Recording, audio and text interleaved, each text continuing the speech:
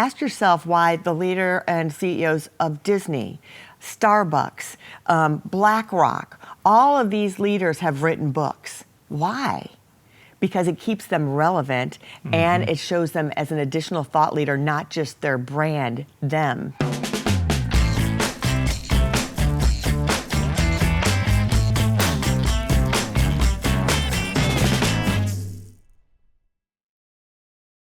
Welcome to the Thrive Podcast, where we dive deep into tech entrepreneurship and strategic growth. I'm your host, Bill Potter, founder of Thrive Advisors.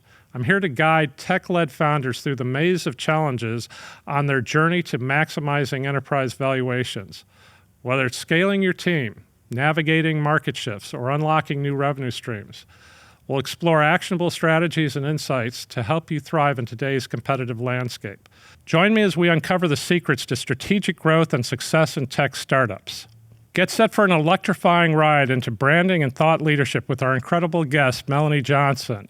With a wealth of expertise in crafting compelling brand narratives and establishing thought leadership, Melanie co-authored a transformative guide to writing books that build businesses. Join us as we embark on a thrilling journey with Melanie, delving into the essential elements of successful personal and company branding while uncovering the secrets to standing out in a crowded marketplace. From unleashing your writing potential to boosting business, establishing authority, and fostering customer loyalty, Melanie will share invaluable insights from her vast experience in the field. Welcome, Melanie, to our podcast. Thanks so much, Bill. I'm so happy to be here. It's been fun so far. Already, we're having a good time. Can you share your journey into branding and thought leadership with us? Yeah, you know, I started really out before there was social media and the internet. I started in the television business. And then to be a thought leader, you did have to write a book, or you were on TV or one of the major media outlets. And today, all those barriers are gone. So unless you're embracing really having your own personal brand, I think you're lost. Because if people don't know who you are or what your expertise is, how are they going to hire you? And I think you have to look at your personal brand as everything that you do. Every time you show up, our personal brand is here, what you're wearing. You're wearing a suit. You're not in a t-shirt and a baseball hat, right? You're representing your personal brand every time you're posting, every time that you show up. So it's really important to develop that personal brand today, but taking a step back and deciding, what is your personal brand? Is my personal brand a voice of fun? Is it a voice of seriousness? Is it a voice of skill? So you really have to look deep inside yourself and say, how do I want to represent myself in the marketplace? Well, speaking of branding, when you got that start, that transition to writing a book, I'm thinking about writing a book myself. And, I heard that. Yes, and it's, for the uninitiated, it can be a rather intimidating experience. So take me through that journey of how you made that transition and what effect that had in your career. Gosh, you know, like I said, I started in the TV business and by accident fell into publishing. And I've published over 3,000 books now and made all of our authors best-selling authors, whether it's Wall Street Journal, USA Today, or Amazon, and gotten them book awards as well. And that transition is, I think what it really helps people is taking all of your content and putting it in one place. Even if we have an author right now we're working with, and she's just handed us all of her articles, blogs, interviews, and said, turn this into a book for me. So, you know, it can be as easy as that, or it can be like, gosh, I've got an idea. I have such an interesting life story, but then I have all of this knowledge that I should share. I'm not sure what I should write about. And for a nonfiction book, a business book especially, is what we're talking about today, is really incorporating those two things together. What someone wants to hear is really what your expertise is. Give me a roadmap of how I can do what you've done, but also give me the stories, because that connects me to you, gets me to know who you are and your backstory and why I want to work with you or why I want to hire your company. So it's really combining those two things together. I think that's what we're really good at. We talked about doing a VIP book creation day. We're really honing that in and doing that. And I think what stops people from doing a book is, oh my gosh, It's so much work. Like a book is like a boulder on your back and you have to Yes. climb a mountain. A book. So what we've tried to do is really shorten that cycle, spend a day with us, get a third of your book written, continue on with a book coach or a ghostwriter. And you always say start with the end in mind. I heard you saying that. We like to start with the end in mind of Thrive, like, to sell your company. Well, we like to do that with a book too. There's a lot of different ways that you can do a book. You're doing a podcast now. So I tell people if you're starting a podcast, like your podcast is your book and your book is your podcast. Your speech, if you're a speaker, your speaker is your book and your book is your podcast. So what I like to say is start with it on purpose with the end in mind. If you're like, the book is too big, I don't want to do the VIP day, I really want to start with a podcast. I'm a talker. So start with the podcast being the chapters of the book. So you're talking out that content. You've created now a podcast with it, and now it can be curated into a book. There was a group called The Minimalist, these two guys, and they wrote all of these blog posts. And then they curated the blog post and put them into a book. And then the book became a best-selling movie on Netflix. And now they have their second movie out on Netflix with their second book. So much to dream about. Yeah, so there's repurposing. I think that's a great way, either starting from scratch, getting all that out of your head, working with a ghostwriter, book coach, or starting with something that you've already created that you can repurpose the content into a book. Now, I'm sure the books that you've published, 3,000 of them, cover a wide variety of areas. But for our audience, these are typically tech-led founders that are trying to build their business.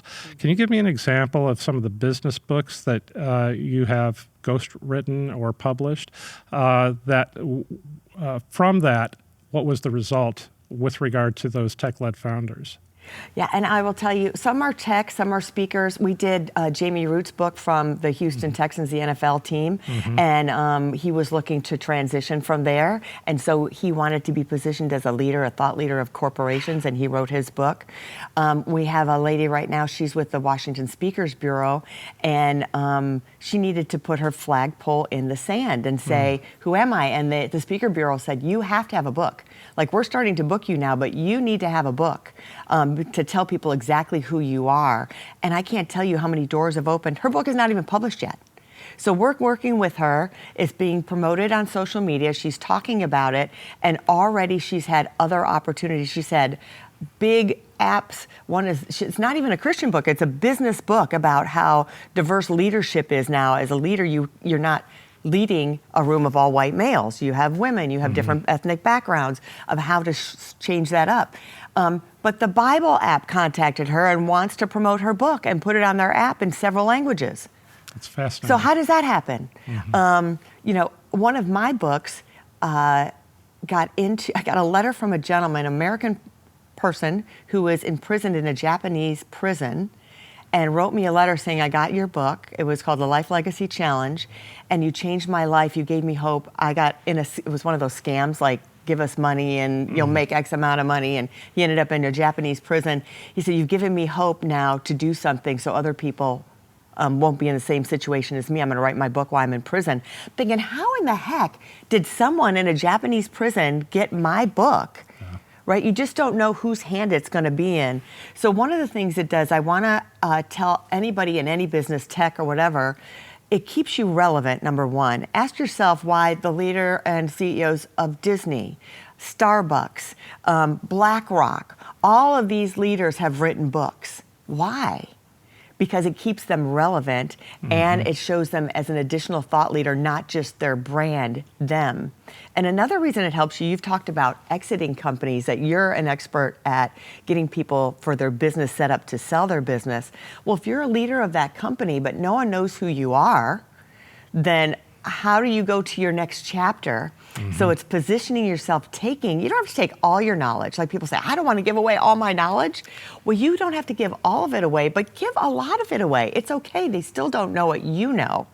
And then people really know who you are, what you stand for, your values, the behind the scenes. Like maybe people don't know that you have a foundation. You have this great foundation. Oh, wow. Bill gives back. I didn't know that. I even want to donate to his foundation because they found out about it through his book. Great points. So what are the critical elements in building a successful personal brand?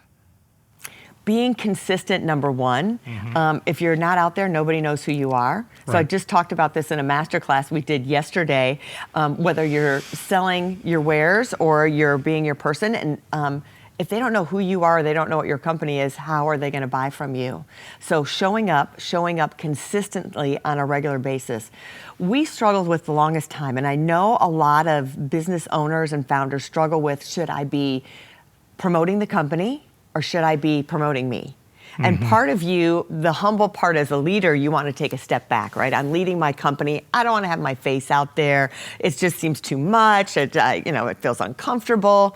But really, people want to buy from people they know, like, and trust. And when they know, like, and trust you, they want to be part of what your company stands for. I mean, not all of us are Nike, so we need to have that person that makes it feel real. Howard Schultz from Starbucks, right? He is real. People are connecting with him. The last book that he came out during the election. Everyone thought, oh, he's going to run for president. All Yes. this buzz came out. Think of all the media attention that he got, all the advertising he got. It just was such a buzz, and Starbucks started to flourish again. People were connecting more to Starbucks because they connected with Howard Schultz. Great point. When I think about writing a book, I think about I'd write a book and then it wouldn't, no one would buy it. So tell me about how your company gets your authors to stand out in that crowded marketplace. Yeah, and I want to say, like, a typical book sells maybe 250 books in its lifetime, maybe 1,000 books in its lifetime, right? And the author buying half of them. Yeah, and his friends and family buying half of those. So what a book is really good for, number one, is to have a mission outside of book sales. Like I tell people, think about if you're a tech company and you're trying to get, maybe there's a couple companies you're trying to get the foot in the door, and you cannot get your foot in the door. They're not answering your emails. You can't even get a hold of the main guy. You don't even have the main guy's email. But what if you mailed him your book in a personal package with a note, maybe even a link to a video that's made just for him that's a private video? Hey, Bill, I wrote this book, and I think on page 50, there's something that's going to change your business and bring an extra $200,000 to the bottom line for you. Check out page 55. That's brilliant. They're going to turn to page 55 in that book.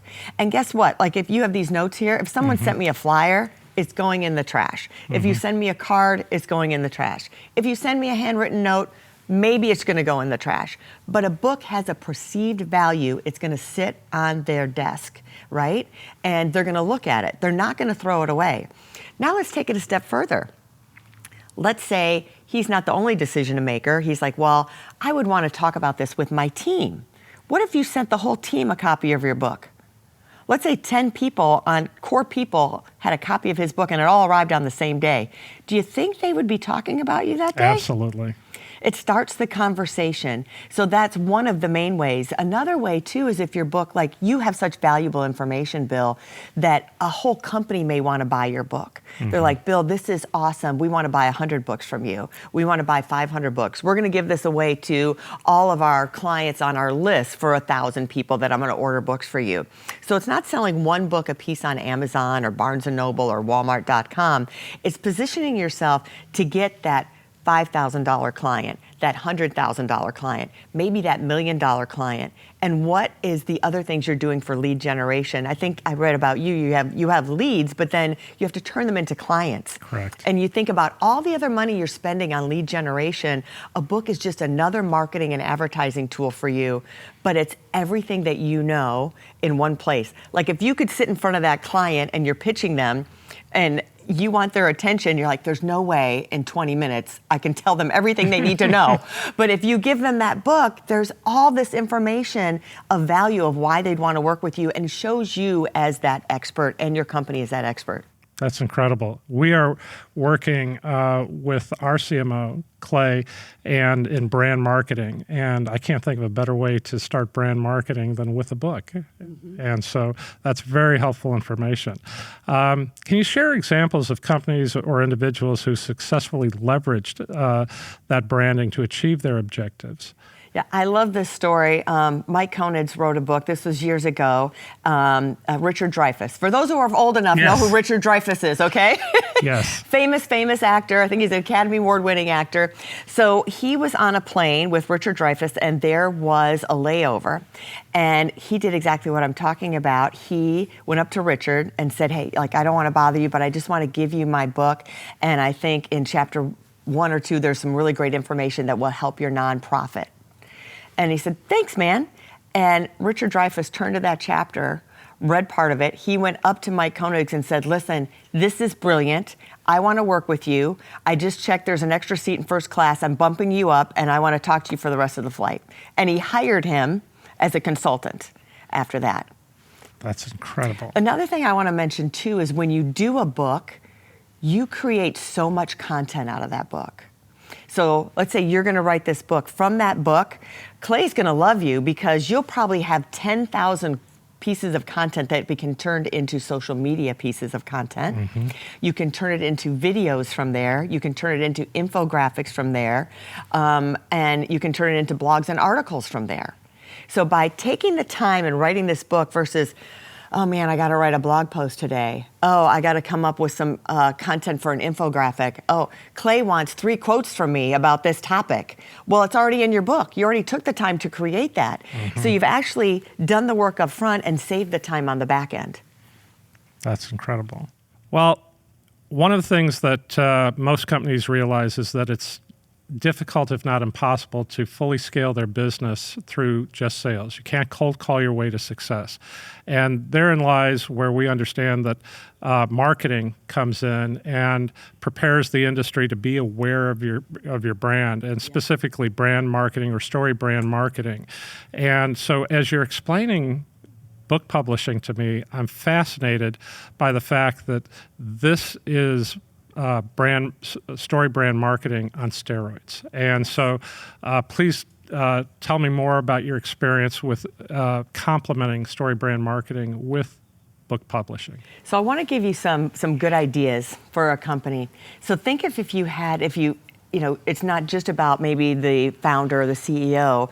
Maybe you do a book that you interview all the top people. Maybe you interview a salesperson. Maybe you interview the person who is delivering the goods to the person, right? So you have aspects of, why do you love your job? Why do you think this company is different? Give me a story when you worked with a customer of their success. So you can pull all of those together to create a book. So it's not just maybe about the one person, it's really a company brand. Now you've interviewed all these different people. Another great way to put content in there is testimonials. You have tons of testimonials. Why not put some testimonials into a book? And case studies. And case studies. So think of all of that. Again, it's in one place. And it doesn't have to be one book one time. It can be a book every year or every other year that you're coming out, because technology changes. Like in my business, AI is changing everything. Mm-hmm. So maybe you have a book that comes out this year. Oh my gosh, we've changed our processes and systems. Guess what? We can get you to market faster. We can do this better. And how you've changed your philosophy. And it's a quick book about that is positioning you in the marketplace about that. Another thing I think people don't realize about a book is the SEO, the search engine optimization. Right. So all you companies are paying for SEO for your website. But think about, once you publish a book, if it's under your company name or the founder's name, guess what? Amazon is now working for you for free forever. Mm-hmm. They are going to show up on the first page of search with your book, and you get an Amazon author page, which is kind of like a Facebook page. So that shows up separately. So now you have 2 dings on the first page of Google. What would you pay for that every year? And it has the description of your book, which are all the great takeaways that they're going to get from the book. It has the bio of the founder, or if it's multiple authors from your company, it'll have their bios. It'll all connect to, each one will have an author page for that. Oh, and by the way, you're going to be on all the other platforms, Walmart.com, Target.com, Barnes & Noble, et cetera, et cetera. There's thousands of places that your book is going to show up. So now all of a sudden you made this investment of time. You're creating thousands of pieces of content. You've got SEO for the lifetime of the book on Amazon. I don't think Amazon's going away anytime soon. Mm-hmm. So you've created all of these benefits by taking a step back and using that. We talked briefly about you have a foundation. Correct. So we've talked with nonprofits about, matter of fact, we just had the International Chamber of Commerce is signing up to have their board of directors all do a chapter of a book. And it's going to promote their businesses, but also talk about the benefits and the chamber. That's exciting. And they're each going to chip in for their chapter, and we're going to publish it, and the chamber is going to use it to promote the chamber, but it's also going to promote their businesses. So many ideas. Yeah. I really feel like every business should have a book. If your business or your founder doesn't have a book, I think you're really missing out on one of the most strongest, most excellent marketing and advertising tools that your business can use. I can see that. In terms of thought leadership, it's so important to establish thought leadership. And one way that I've seen it done very effectively is by speaking at conferences, keynote speakers, speaking with existing enterprise clients. But being able to include that into a book, being able to bring your clients those case studies in real world and co-write the book with your clients. And that just because familiarity breeds that kind of thought leadership that, our competitor or a sister company is solving a problem this specific way. And bringing that out in a book is probably equally, if not more effective way of establishing thought leadership. I want to bring up 2 points you made me think about. You talk about the end in mind. When you're positioning yourself for a sale of a business, you're trying to show the assets that it has. Hey, this is an asset. Well, a book becomes an asset that goes with the business. The royalties from the book will go from the business. The bulk sales from the book, the marketing and advertising goes with the business. So you've also created not just an advertising and marketing tool, but an asset that can stay with the company, that can continue to generate business for them. Another thing that you made me think about when you said, potential clients is we've had authors that another foot in the door kind of strategy. Let's say, again, you have someone you're trying to get the foot in the door. You tell them, listen, I'm working on a book, and I'd really like your tech, your ideas and your input on the certain technology that we work and we provide. What are, the problems that you've seen? What are the challenges that you have? What are the solutions that have worked for you and haven't worked for you? Would you mind if I come in and spend an hour with you to interview you to be in this book? Hello? Yes. Most CEOs, founders would be like, I'm going to be in a book? Absolutely. I'll take an hour for you. Come interview me. But if you said, I would like to interview and pitch my services to you, you'd be like, no.